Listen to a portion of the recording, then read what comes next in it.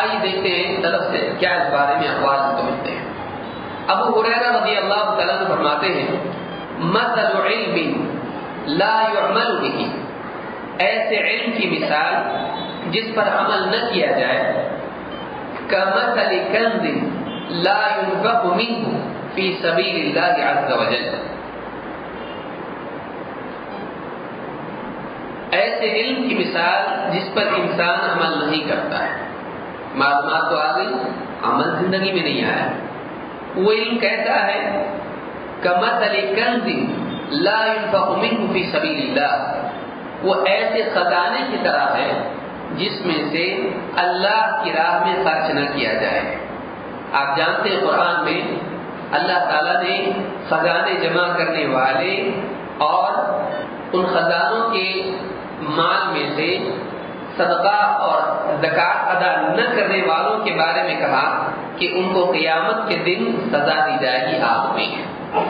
اگر ایک آدمی سونا چاندی جمع کرتا ہے اور اگر آدمی اس میں سے زکوٰۃ نہیں دیتا ہے، کنز جمع کرتا ہے اور زکوٰۃ نہیں دیتا ہے، وہی سونا قیامت کے دن اس کو آگ میں تپایا جائے گا اور اس کی پیشانی اور اس کے بدن پہ اس سے جو ہے آگ کے اس کو تکلیف دی جائے گی، اس کو عذاب دیا جائے گا۔ تو اگر معلوم ہی ہوا کہ علم پر عمل نہ کرنا یہ گناہ ہے، یہ ایسے ہی ہے جیسے ایک آدمی مال تو جمع کرے لیکن مال میں سے زکوٰۃ نہ دے۔ لہذا مال کی زکوٰۃ کیا ہے؟ مال کی زکوٰۃ یہ ہے کہ اس مال کو سنبھال کے نہ رکھا جائے بلکہ اس مال میں اللہ کے حق کو یاد رکھے، فقراء پر اس کو خرچ کرے، خیر کے کاموں میں اس کو خرچ کرے، حقوق کی ادائیگی میں اس مال کو خرچ کرے۔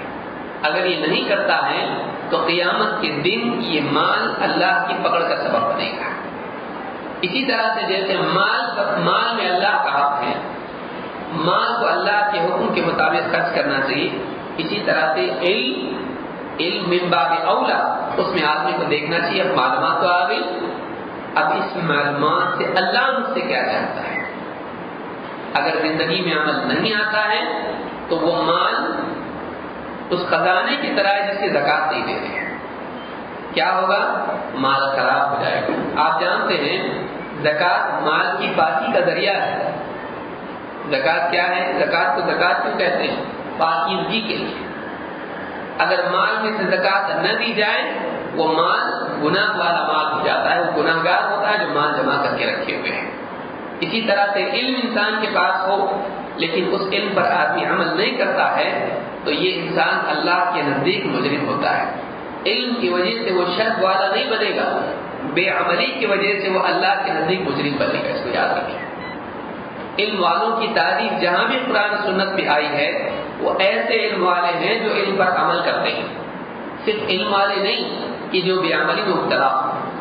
کہ ایک انسان کی زندگی میں معلومات بہت، وہ بحث و مباحثہ کرتا ہو، وہ لوگوں کی رہبری کرتا ہو، بڑی بڑی باتیں کر کے لوگوں کو لبھاتا ہو، ان کے دل جیتتا ہو، اور اس کی زندگی میں عمل نہ ہو، اس کی زندگی میں عمل نہ ہو، اس کی زندگی میں عبادات اور لوگوں کے حقوق کی ادائیگی نہ ہو، وہ سنتوں پر عمل نہ کرتا ہو، وہ اللہ کی عبادت کا حق ادا نہ کرتا ہو، وہ ان کے تقاضوں پر عمل نہ کرتا ہو، تقویٰ کا اہتمام نہ کرتا ہو، اگر اس کی زندگی میں صرف باتیں ہیں تو اس کو جنت ملنے والی نہیں ہے۔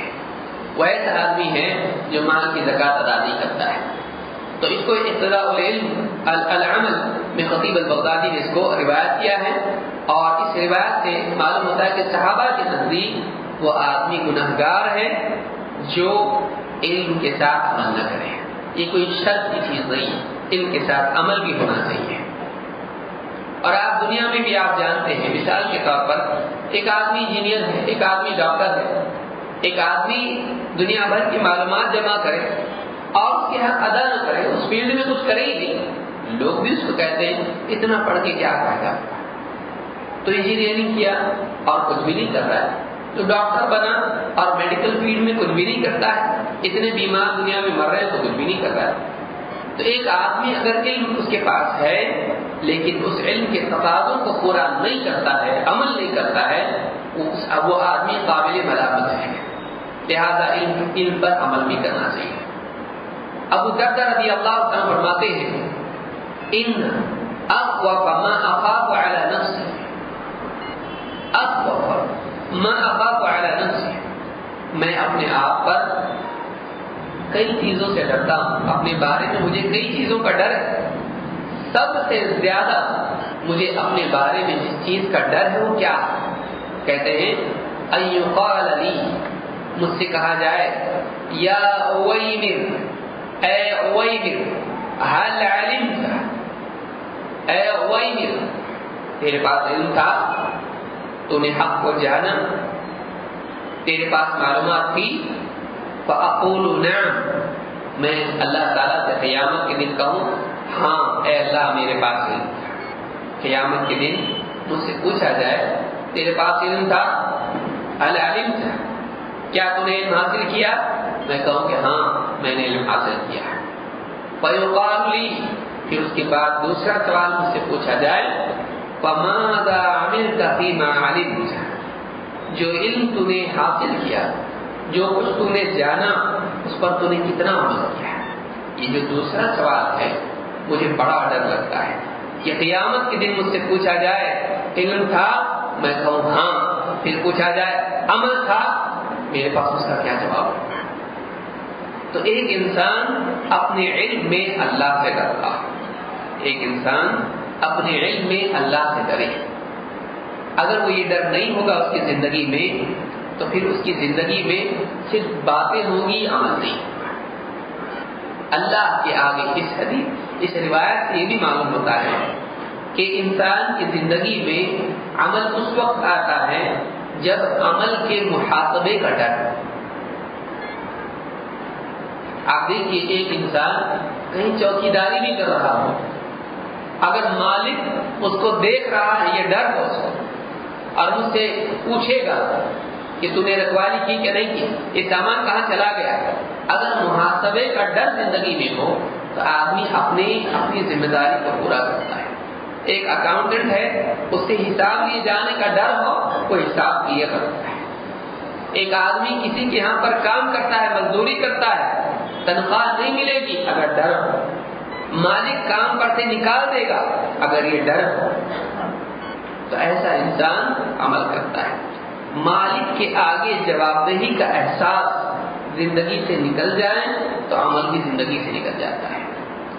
لہذا عمل لانے کے لیے کیا کرنا چاہیے؟ صحابہ دیکھیے ڈر رہے ہیں، صحابہ صرف یہ نہیں کہہ رہے ہیں مجھے قیامت کے دن ڈر ہے کہ کہیں مجھ سے یہ نہ پوچھا جائے کہ علم حاصل کیا یا نہیں کیا اور میں کہوں کہ ہاں کیا، بس ختم نہیں۔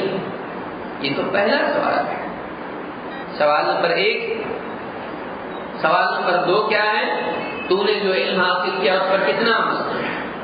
تو ایک مسلمان کو اپنی زندگی میں ہمیشہ 2 سوالات یاد رکھنے چاہیے۔ تو نے علم حاصل کیا کہ نہیں کیا؟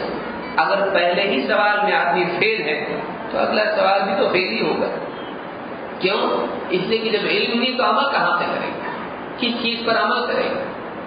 کیا عقیدہ رکھے، کیسی نماز پڑھے، کیسے روزے رکھے، کیسے حج کرے، کیسے زکات دے، کیسے تجارت کرے، کیسے بچوں کی تربیت کرے، کیسے بیوی کے حقوق ادا کرے؟ اگر معلومات ہی اس کو نہیں تو کرے گا تو پہلا ہی مسئلہ اس کا حل اگر نہیں ہو رہا تو دوسرا کہاں سے ہوگا؟ پہلے علم حاصل کرے۔ اس کے لیے ڈرے، کیا میں اپنی زندگی میں علم حاصل کر رہا ہوں؟ کیا میں دینی دروس میں جا رہا ہوں؟ کیا میں صحیح کتابیں پڑھ رہا ہوں؟ کیا میں علماء کے خطابات سن رہا ہوں؟ کیا میں دین کا علم حاصل کر رہا ہوں کہ نہیں؟ ہر دن میرا علمی ترقی میں آگے بڑھ رہا ہے کہ نہیں؟ کیا میں قرآن کی تجوید سیکھ رہا ہوں کہ نہیں؟ نبی کی حدیث سیکھ رہا ہوں کہ نہیں؟ قرآن کی تفسیر سیکھ رہا ہوں کہ نہیں؟ شرعی احکام حلال و حرام کی میں سیکھ رہا ہوں کہ نہیں؟ ہر دن میرا علمی ترقی والا ہے کہ نہیں ہے؟ نمبر 1۔